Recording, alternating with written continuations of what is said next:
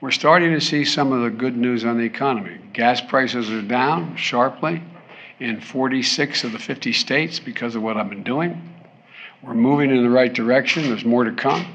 What's up, you guys? It's Steve here, and coming out about 2 hours ago today, breaking news coming out that the president, he just spoke and he addressed the state of the economy, the deficit reduction that he's saying is going to take place, and how he's saying that they're going to be pushing through their agenda items. The economy is doing good, he's saying, but it's going to do better if he can secure 53 seats in the Senate. Then all of his agenda items are going to get pushed through in the second portion of his presidency. And we're also hearing him say that he is confident that they're going to take it. Now, wait till you see, you guys. I've got this segment. It was about 13 minutes long, his speech. You're going to get to hear everything he's going to be addressing.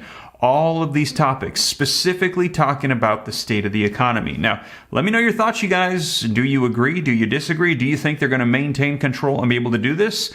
He's saying they are. And if they have 53 seats in the Senate, all of their agenda items for direct assistance payments, stimulus, all of these things, they're saying they're going to be pushing them through. Now, we're going to take a look at this here in just a second. This is your breaking news, stimulus check update and stimulus package update. Now, also, in addition to that, just wanted to say that my kids and my wife assembled a new channel, Liam and Naya. Very proud of them. And they just released their first video. If you've got kids or you're a family, you might enjoy it. Check it out after this as they share their journey as they go buy their first American Girl doll. And it's a fun little video. I hope you guys enjoy it. Very proud of them. They did a great job.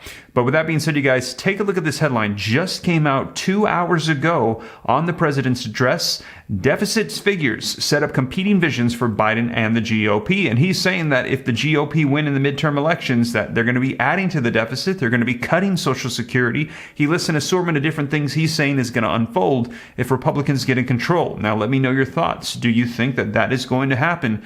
Take a look at this very quickly before we take a look at the video footage. This fiscal year's budget deficit shrunk in half from last year's, but the red ink soared on the monthly basis in September, largely because of President Joe Biden's plan to forgive student debt, as 3 decades worth of costs were compressed into a single month. And if you missed my video from earlier this morning, we've heard it is official. It has been deemed lawful that the president can issue executive actions to wipe out student loan debt, which now sets the precedent for following executive actions for stimulus.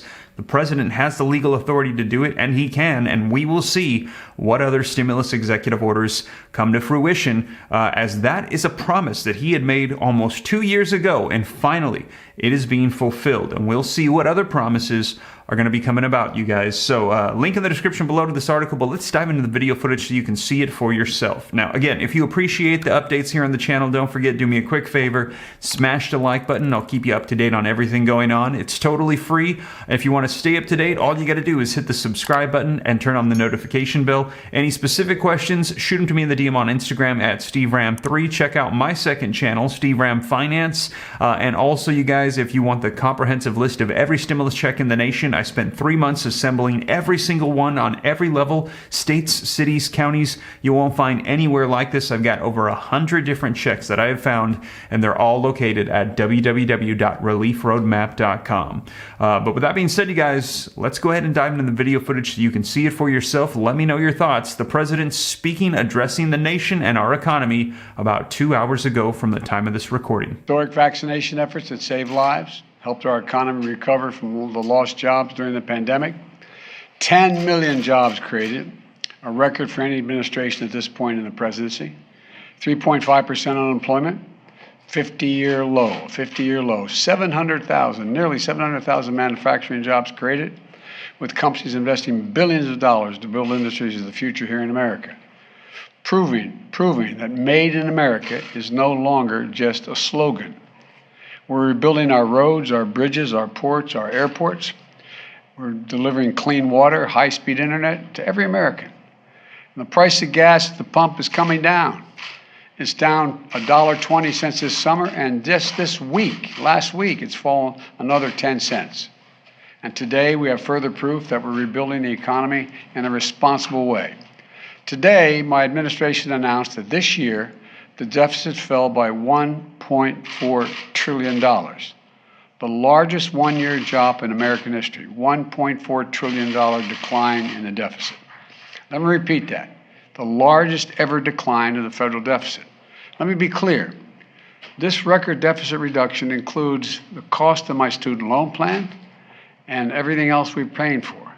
The deficit is down $1.4 trillion this year, even after accounting for 30 years of debt relief paid in advance. You know, this follows last year's drop of $350 billion in the deficit. And because we're making sure the largest corporations pay their fair share, cracking down on billionaire tax cheats and giving Medicare the power to negotiate lower drug prices in the future, just getting underway, which lowers one of the biggest costs that government and families have to pay. We'll reduce, because of that, the deficit another $250 billion over the next 10 years. You know, we're going from historically strong economic recovery to a steady and stable growth while reducing the deficit. Building an economy where everyone does well, where the poor have a ladder up, the middle class does well, and the wealthy do very well. They're not hurt by it. And this is the economic vision I've had for America and the reason I ran, one of the reasons. Republicans in Congress have a very different vision. Now listen to me closely. Congressional Republicans love to call Democrats big spenders, and they always claim to be for less federal spending. But let's look at the facts. The federal deficit went up every single year in the Trump administration, every single year he was president. It went up before the pandemic. It went up during the pandemic. It went up every single year on his watch, the Republican watch. In fact, in 3 years before COVID hit, the deficit ballooned by another $400 billion. They're the facts. And one big reason for that is Republicans voted for a $2 trillion tax cut, a Trump tax cut, which overwhelmingly benefit the wealthy and the biggest corporations. And that racked up the deficit significantly. On my watch, things have been different. The deficit's come down both years that I've been in office. And I just signed legislation that's going to reduce it even more in the decades to come. Now, Republicans in Congress are doubling down on their commitment to explode the deficit again. Just this week, it's hard to make this stuff up. Just this week, Republican leaders said if they get their way, they're going to extend the Trump tax cuts, which are due to expire in a couple of years. Extend them. They said they'll repeal the corporate minimum tax of just 15% that I just signed into law. 15%. They'd allow the largest and most prosperous corporations in America to go back to paying zero in federal income tax, which 55 of them did in 2020. They said they'll repeal the lower prescription drug cost, and it will take effect next year. These major reductions in the drug costs don't really kick in until next year. If Republicans repeal it, it's going to raise costs to millions of seniors, and the cost of the federal government will be billions of dollars. Put it all together, the Republican plan would add about $3 trillion to the deficit. $3 trillion. That's their plan. That's what they did under my predecessor, and that's what they intend to do again. Adding another $3 trillion to the deficit is reckless, it's irresponsible, and it would make inflation worse. For Americans, the deficit could not be clearer. We don't have to take my word for it, what they're for. They've laid out a plan and they laid out very clearly. Congressional Republicans say, and you all know this, their number one priority is to repeal the Inflation Reduction Act. Now here's what that means. If they get their way, the power we just gave Medicare to begin to negotiate lower prescription drugs goes away, gone. If they get their way, the $2,000 cap on prescription drug costs, which takes effect next year, maximum any senior would have to pay no matter what their drug costs are, would be $2,000, goes away, gone. The $35 a month cap on insulin, which takes effect next year, folks on Medicare, gone. The savings on health care premiums of $800 a year for millions of Americans under the Affordable Care Act, gone. And of course, they're still determined to repeal the Affordable Care Act, which means an end to the protections for tens of millions of people who cannot afford health insurance because they have a pre-existing condition. Let's remember that. We're talking about millions of people will lose their health insurance because they do not have a way to get it because they have a pre-existing condition. That's gone as well. And they're doing everything they can to get gas price. We're doing everything we can to keep gas prices down. The Republicans are against it all. And it's all part of the trickle-down mentality that says it doesn't matter what's happening on Main Street as long as Wall Street's feeling good. One more thing. If you're worried about the economy, you need to know this. The Republican leadership in Congress has made it clear.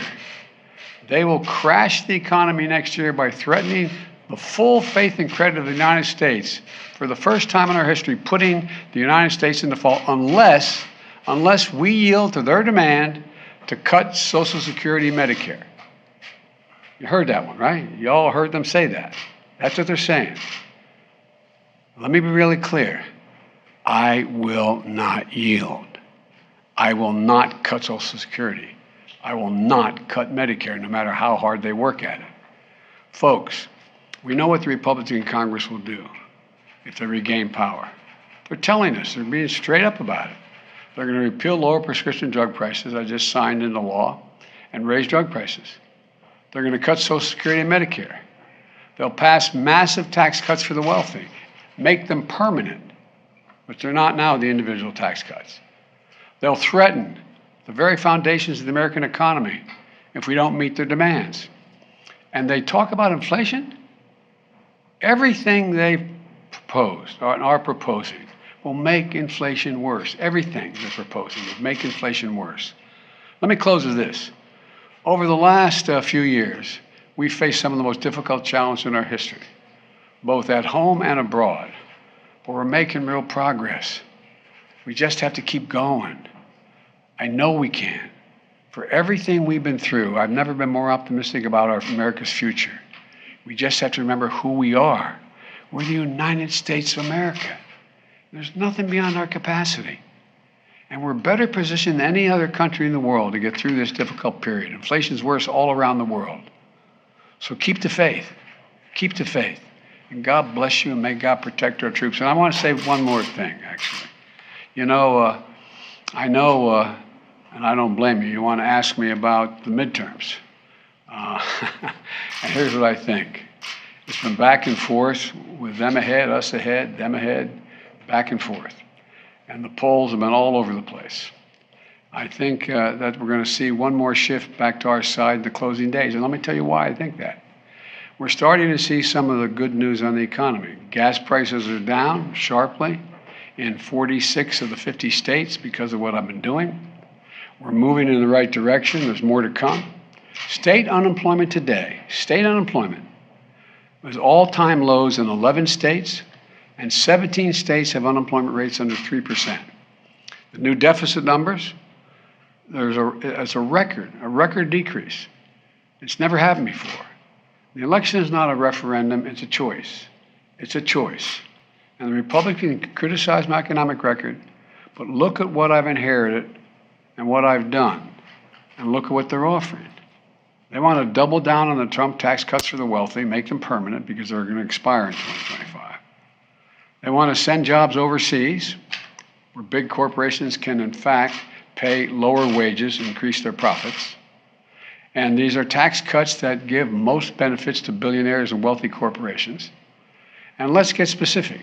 They want to abolish the 15%. 15%, what a terrible thing to ask a corporation to pay. 15% tax that I insisted that those 55 corporations who made $40 billion and didn't pay a red cent, they now, my God, they got to pay 15%. Yeah. Thanks. He's opening. Come on in, guys.